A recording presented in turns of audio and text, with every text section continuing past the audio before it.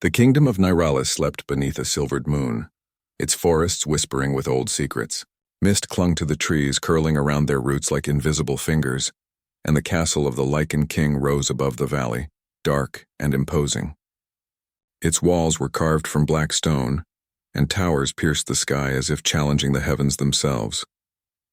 Kaelin, the Lycan king, stood on the highest balcony, the cool night wind tousling his dark hair. His golden eyes, sharp and piercing even in the moonlight, scanned the forests below. He was strong, powerful, feared by many, yet loneliness gnawed at him. Duty had weighed him down for years, and now a new duty had arrived, an arranged marriage that had been decreed by the elders of the Lycan Council. Kaelin had been told little about the woman he was to marry. Rumors had reached him. She was plain, unremarkable, a bride chosen for convenience, not for beauty. The idea filled him with a quiet disdain. He had expected grandeur, a bride who could match his strength, his presence. Instead, he imagined someone meek, someone who would tremble before his authority. A cold laugh escaped him. An arranged marriage, he muttered to the night. What cruel joke is this? But the council's decree was final. Kaelin had little choice. Pride would not save him from this union, nor would his power alone. The following day, the castle prepared for the bride's arrival. Torches lit the grand hall, casting long shadows over the polished marble floors. Servants scurried through corridors, placing flowers, arranging tapestries, and polishing silver. The air smelled of lavender and oak smoke, a mixture both calming and strange. Kaelin waited in the hall, clad in ceremonial armor that gleamed under the torchlight. His posture was rigid, his mind sharp. He would meet this bride and make her understand who he was. Nothing more. When the doors opened, the crowd parted, and there she stood, Isolde. Kaelin's first glance confirmed everything he had assumed. She was plain, dressed in simple silks that did not hide her modesty but did little to impress. Her hair, dark and unstyled, fell in waves that reached her shoulders. Her eyes, though, were the first thing he noticed, soft, deep, and calm, like the eye of a storm. She did not seem afraid. She did not tremble. The room buzzed with whispers, nobles commenting quietly on her appearance. Kaelin's lips pressed into a thin line. He felt no awe, no desire, only irritation. Yet something about her calmness disturbed him. He had expected fear, or at least respect born of reputation. But this woman, plain, simple, unassuming, stood as if she belonged here even among Lycan royalty. Kaelin, a voice whispered, she is not what we expected. He did not respond. Instead, his gaze lingered on Isolde. She lowered her eyes politely, yet she did not shrink. Something about her made him uneasy, though he could not name it. In the days that followed, Kaelin observed Isolde closely. She moved with quiet grace, yet carried herself with a dignity that defied her plain appearance. She spoke little, but when she did, her words were careful, intelligent, measured. Nobles and servants alike noticed her keen mind and her ability to navigate conversation with subtle wisdom. Kaelin found himself watching her in ways he could not explain. In the quiet moments when the castle was empty, he would see her reading in the library, tracing ancient texts with delicate fingers, understanding the lore of Lycan history better than many advisors. Her mind was sharp, her spirit resilient, and yet she remained a mystery. He had been told she carried a curse, a secret that hid her true form until the heart of the one she was bound to recognized her. The elders spoke in hushed tones of this curse, warning that many Lycan kings had failed, unable to see beyond the surface. Kaelin scoffed at such tales. Magic curses, he had faced enemies, beasts, and traitors. Could a mere illusion frighten him? Yet deep in his chest, a shadow of doubt began to grow. He could not deny the flicker of curiosity, nor the strange pull he felt toward Isolde. One evening, Kaelin decided to speak with her privately. The moon hung high, painting the castle's courtyard in silver light. He found her there, standing by the fountain, staring at her reflection in the water. Her hands rested lightly on the marble edge, and her expression was calm, almost unreadable. "You are quiet," he said, his voice low but firm. "Is this how you face your king?" Isolde turned, meeting his gaze without fear. "I have nothing to hide," she replied softly. "I am what I am. I will not pretend to be someone I am not." Her honesty struck him more than her words should have. Most would have bowed, stammered, or offered flattery. She offered none of that. Only truth, and what is that truth? Kalen asked, stepping closer. The moonlight traced the sharp lines of his face, making him look both magnificent and dangerous. I am a woman bound by duty, yes, she said. But I am also my own person. I have knowledge, thoughts, and strengths that you may not expect.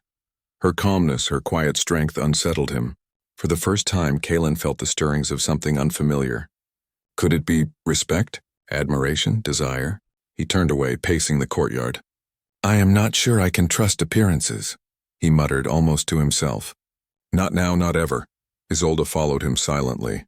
Then see beyond them, she said. Her voice was gentle yet firm. Not all is what it seems, King Kalen. Her words echoed in his mind long after she left. That night he could not sleep. He thought of her plain face, her calm eyes, her strange wisdom. And despite himself, he imagined her as more than she appeared. Days passed, and the castle began preparations for a private ceremony to solidify their union. The elders insisted it be done under the full moon when magic was strongest. Kalen found himself both dreading and anticipating the moment. A part of him feared the curse. Another part could not resist the pull toward her.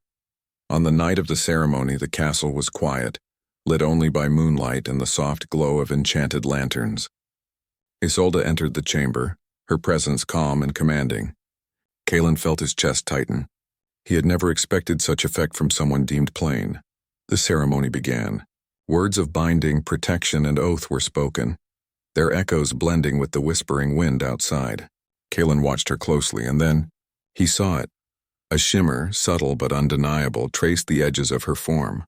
The plain woman he had assumed he knew began to shift, a soft light revealing a figure of ethereal beauty and strength.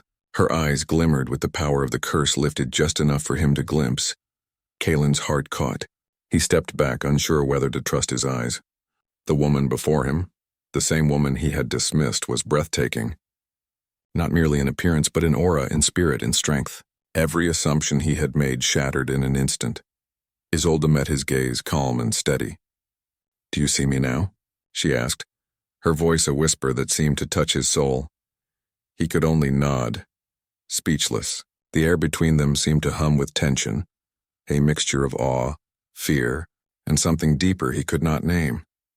The moonlight fell upon them, silver and mysterious, and for the first time, Kalen understood the weight of the elder's warning. This was no ordinary bride. This was a woman of power, of wisdom, and of secrets, and she had chosen to reveal them to him, not to the world, but to him alone. For the first time in his life, Kalen felt uncertain. He had assumed he would command, control, and conquer, yet here he stood, humbled by the truth of a woman he had thought unworthy.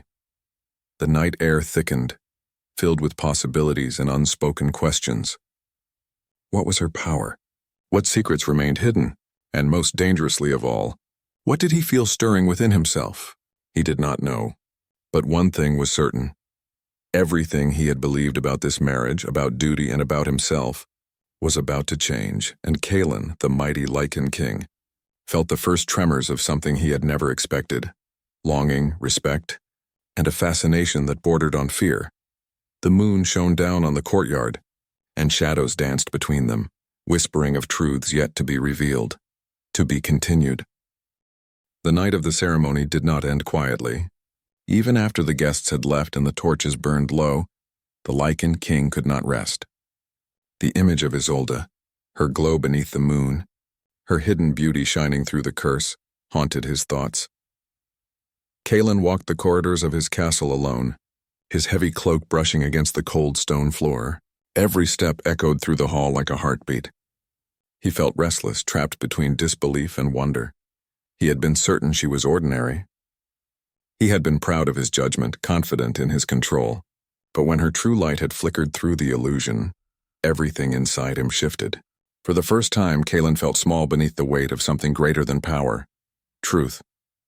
Outside, the moon still hung over Nerelis, bright and watchful.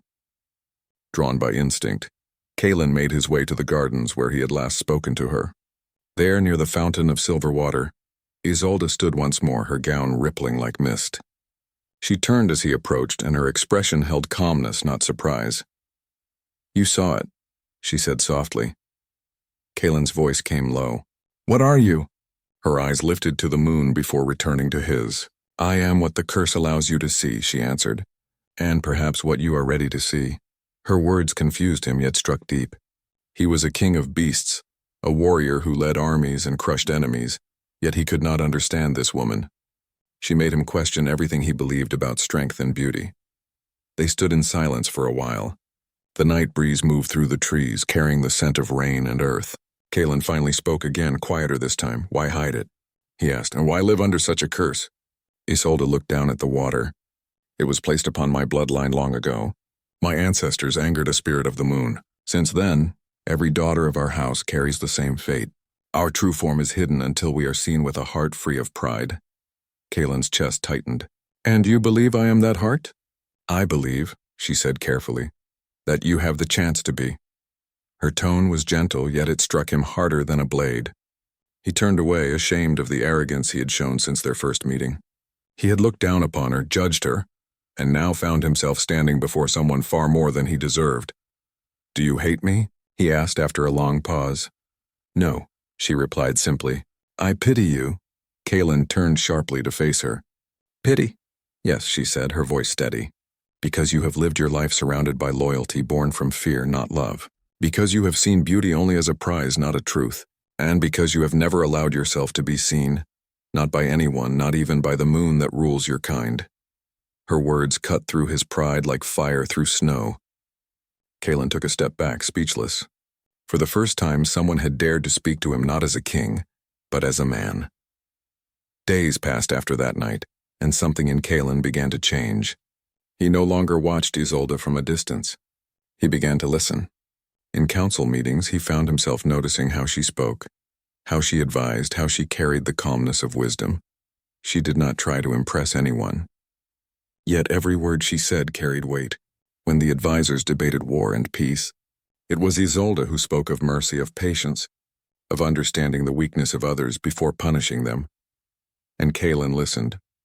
One morning, she joined him on the training grounds where he often sparred with his soldiers. Her presence caused the men to lower their weapons in respect. Kalen frowned slightly but gestured for her to stay. "You wish to see how Lycans fight?" he asked with a hint of pride. "I wish to see how a king leads," she replied. He handed her a wooden practice blade, expecting hesitation. But she took it firmly, holding it with surprising steadiness. Their eyes met, and for a moment something unspoken passed between them. Challenge, respect, perhaps even trust. When their blades touched, the clash was not fierce but rhythmic, like a conversation without words. She moved with grace, reading his strength and matching it not with power but with timing. Every strike he made, she turned aside with calm precision. At last, he disarmed her with a sweeping motion, the wooden sword falling to the ground.